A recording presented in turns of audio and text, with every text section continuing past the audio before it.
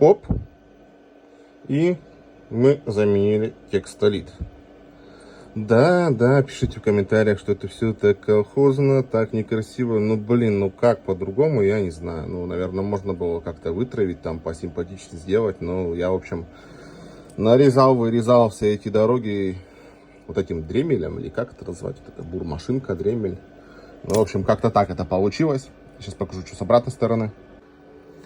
Ну и вот наша обратная сторона выглядит так себе.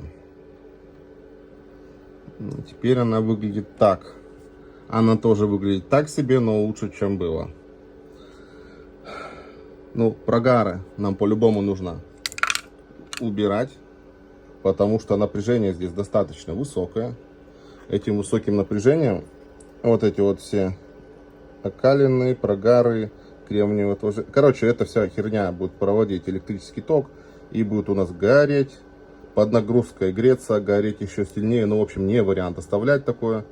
Поэтому либо вот это вот все снимать дороги и навесухой делать, либо вырезать, вставлять кусок и на куске уже делать новые дорожки. Как-то так. Пишите комментарии, засирайте. Спасибо за просмотр. До свидания.